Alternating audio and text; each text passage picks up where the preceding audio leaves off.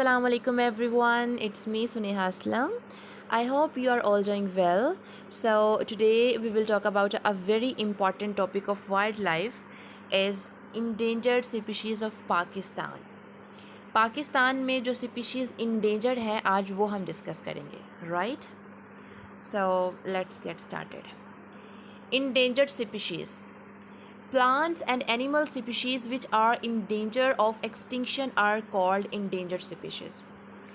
पाकिस्तान की वो स्पीशीज़, वो प्लांट्स या वो एनिमल्स जो डेंजर जोन में हैं और ये ख़तरा है कि वो फ्यूचर में बिल्कुल ख़त्म हो जाएंगे, वो एक्सटिंक्ट हो जाएंगे. जिन एनिमल्स के एक्सटिंक्ट होने का ख़तरा है उन्हें हम इंडेंजर्ड एनिमल्स कहते हैं.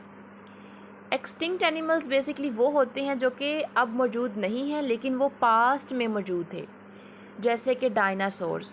वो पास्ट में पाए जाते थे लेकिन अब वो नहीं पाए जाते. और इंडेंजर्ड स्पीशीज़ वो स्पीशीज़ हैं जो कि अब पाई जाती हैं लेकिन उनकी तादाद बहुत कम रह गई है. अगर हमने कोई हिफाजती इक़दाम ना किए उनको प्रोटेक्ट करने के लिए तो वो भी फ्यूचर में बिल्कुल एक्सटिंक्ट हो जाएंगे, जैसे कि डायनासोर जो कि एक्सटिंक्ट हो गया है. ठीक है. पाकिस्तान में जो इंडेंजर्ड स्पीशीज़ हैं वो बहुत ज़्यादा हैं. हम इनमें से कुछ यहाँ पे डिस्कस करेंगे. कुछ Indus river dolphin, markhor, snow leopard, Siberian crane, Asian black bear, right. So पहला हमारे पास है मारहोर एनिमल. ये जो अगर हम इसकी साइंटिफिक क्लासिफिकेशन की बात किए जाएँ तो इसका जो किंगडम है वो है एनिमिलिया. इसका phylum Chordata, class Mammalia, order Artiodactyla, family Bovidae, genus Capra और स्पीशीज़ एससी फैल्कोनरी. जो मारहोर है ये लार्जेस्ट स्पीशीज़ है गॉट फैमिली की.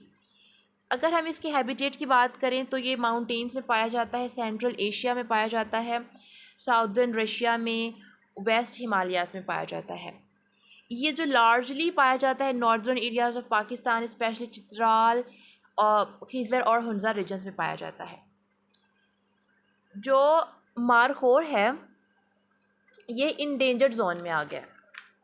इसका जो एक्सटिंक्ट होने की रीज़न्स है ना, वो इसकी जो पॉपुलेशन के डिक्लाइन होने की रीज़न्स हैं वो ड्यू टू हैबिटेट लॉस है, हंटिंग है, competition for resources with domestic grazers.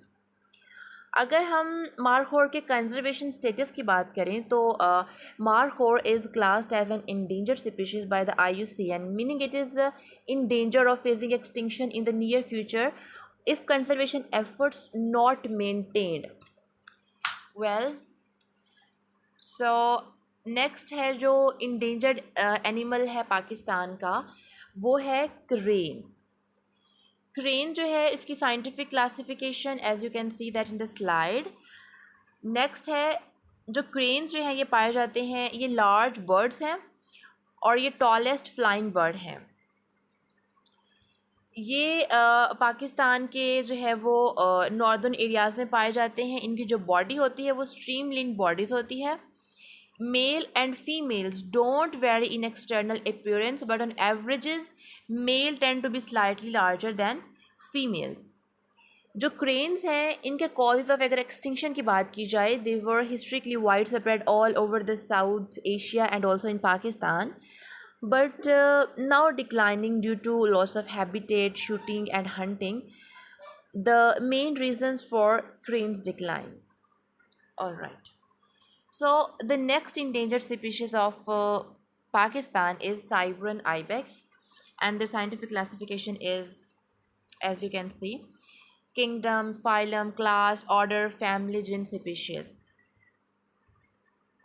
अगर हम इसके हैबिटेट की बात करें तो ये ट्री लाइन्स में पाया जाता है, स्टीप स्लॉप्स में पाया जाता है.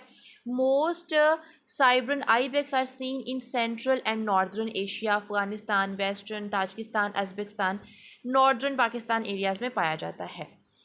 कॉजेज़ ऑफ एक्सटिंक्शन है कि ये इसकी जो एक्सटिंक्ट होने की रीज़न है वो कोई ख़ास रीज़न सामने नहीं आई, लेकिन इस पे जो हाइपोथेसिस बनाए गए इसके एक्सटिंक्शन के वो इनफर्टिलिटी है, inbreeding, poaching, domestic live stock, infections and climate conditions हैं जिसकी वजह से ये एक्सटिंक्ट हो रहा है।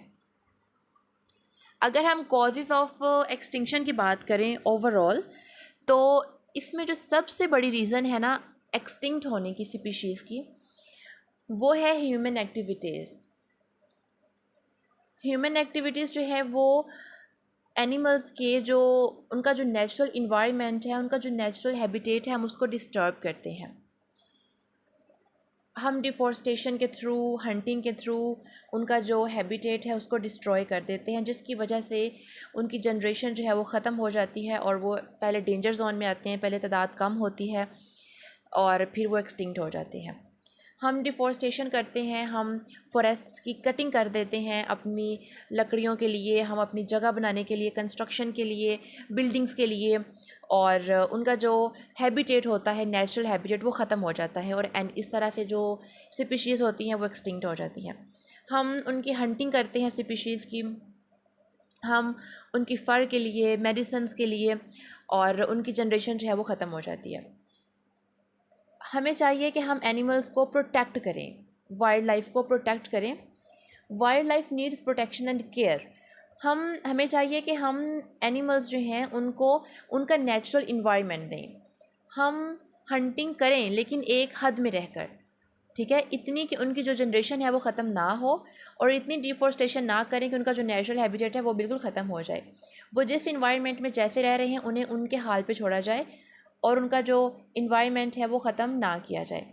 और हमें चाहिए कि हम ज़्यादा से ज़्यादा प्लांटिंग करें, plants more forest, so that wild life remain safe, ताकि जो वाइल्ड लाइफ है वो सेफ़ रह सके। ठीक है, इस तरह से हम जो एनिमल्स हैं उनको प्रोटेक्ट कर सकते हैं।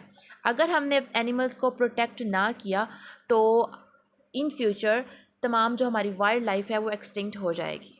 ठीक है, so thank you so much.